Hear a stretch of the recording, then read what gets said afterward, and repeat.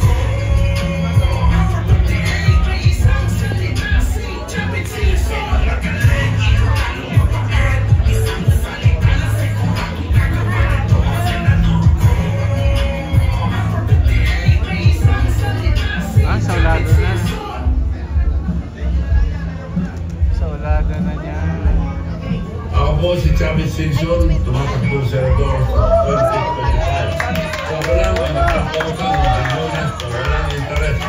Pero kaya nakakulugo ko. So wala ang nakakulugo, ibigyan ko yung mga pagkakirado, kasama ko kayo, lahat ng mga lugar ko sa gobyerno.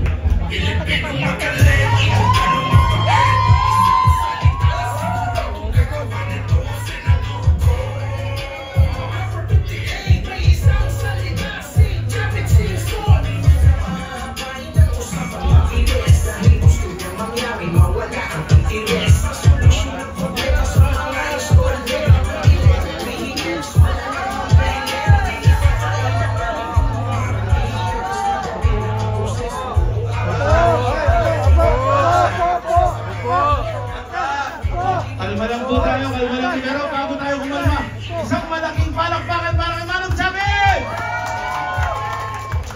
Now, first on our agenda tonight is ang press conference po ng ating traditional media team.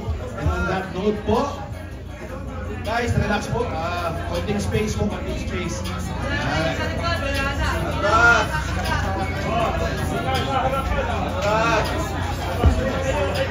Correct.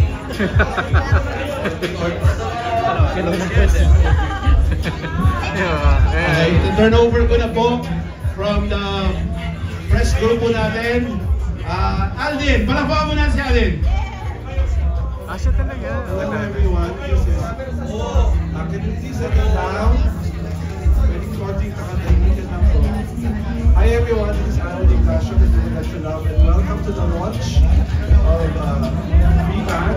And before we even do the launch, I would request Manong Chavez Singson to please welcome everyone, sir. Please say a few words to our members of the press. Magandang gabi po sa inyo lahat. Maraming salamat sa oras nyo. Napasyal dito sa announcing VBank. Itong VBank ay ginawa natin para sa masa. Ito 77% ating kababayan walang makakawin. Nag-deny lang sila. Wala pong yumayaman na walang makakawin. At puro digital na tayo ngayon. Paano sila makakasabay? Online na ngayon. So, kawawa, lalo kawawa yung mga kababayan.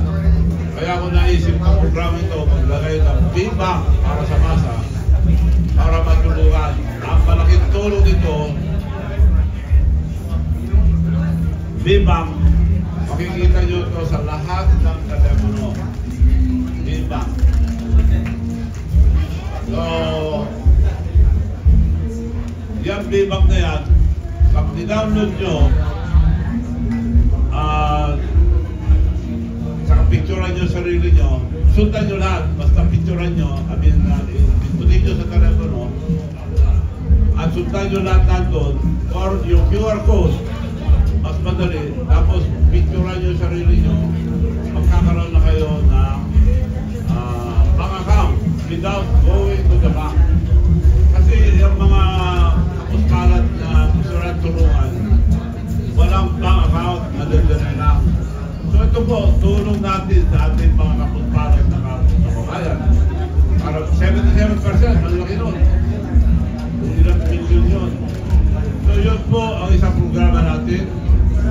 At hindi ko pa naisip ito ako noon, ginagawa na namin ito. Pati yung credit card, ginagawa rin namin dahil kailangan sa online at kailangan din sa mga ginagawa kong modernization program ng electric vehicles.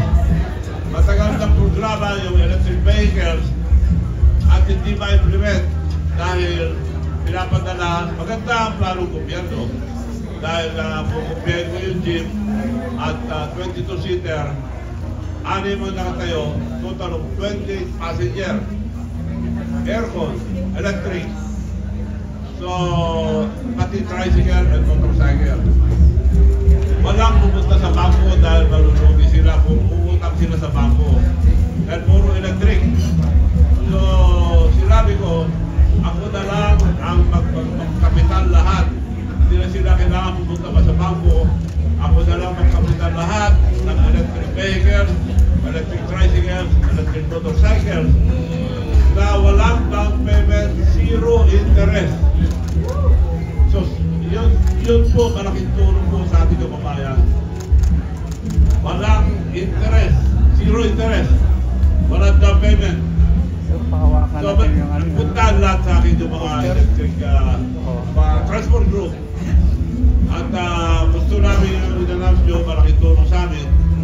So, kako, dahil meron akong factory sa Korea, marami akong factory sa Korea, iba-ibang klase, aeroplano, hovercraft, submarine, lahat. Marami.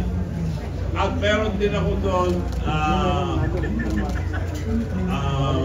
economic zone.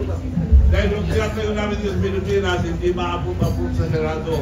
That's the reason why na tumatakbo ang Senado para makapapove lang. At sigurado, madadala ko lang dito, at marami tayong kakampi sa ibang nasyon. Marami nga nagtayo dito, wala naman silang investor. Tayo po, marami tayong contact. Kaya, hindi ako binigyan dito, gumawa ako sa Korea. Dalawa na nagawa ko rin na pre-economic zone. So ngayon, dinala ko na rito yung electric vehicles na yan as specified by specification ng DOTR, gobyerno. Yun nga, sinabi ko na. Now, nagpunta yung mga transport group. Ako, hanapin nyo muna pinakamura dahil ayaw kong bintangan nyo ko na nagde-negosyo. Negosyo ko ito sa Korea. Pinabenta ko sa mga ibang nasyon. Pero ito, gusto kong tumulong sa inyong lahat. Dahil nakikita ko kawawa ang ating mga tao, sumasakay sa jeep, puro pollution, magkakasakit sila ron.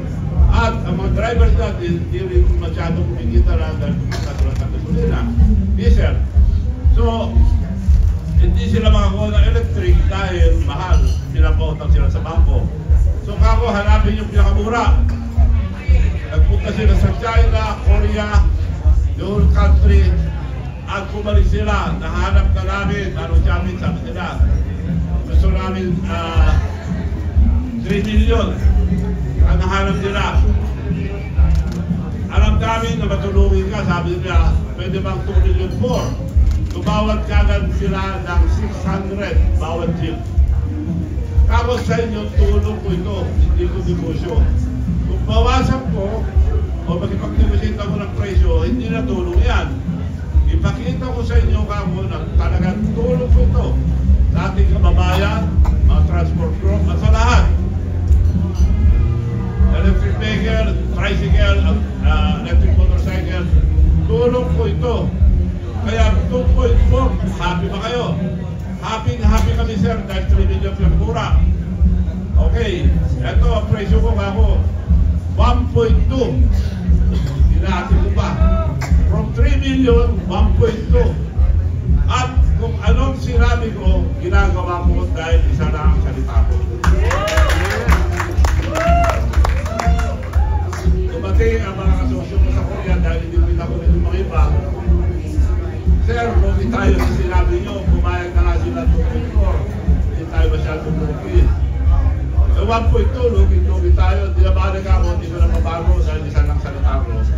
Kung ano ba lugi natin, babawin mo na sa ibang negosyo mo, ako na magbayad sa inyo. So, nandito na, yung factory na dala ko na sa Lima, Batangas, at nagdatingan na yung mga makina. By January, mass production na po kami ng electric vehicle. Makakagawa kami ng 5 to 600 electric jeep monthly. Pero kung may mga katulong o kasama mo na magagawa ng mga ibang parte doon, mas marami pa. So yun po, dalawa, puro tulong. At hindi pa ako tumatapong senador. Napilitan na lang dahil nga hindi ako makapagpatayo ng pre-economic zone. So pangatlo, pag ako pala rin, puro tulong pa rin.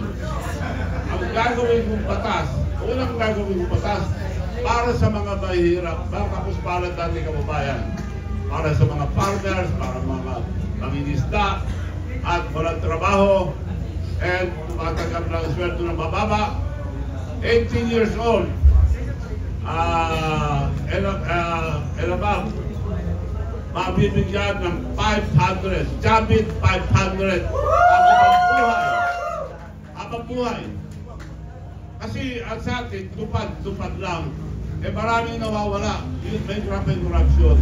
Kung minsan yung inuutosan nila, magkikihati, kung minsan nawawala.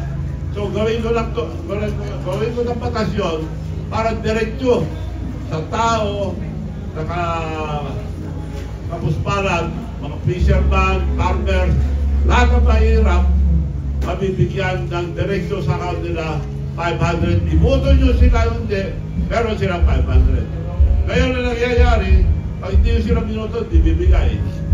So gawin ko ng yung sabit 500 gagawin batas.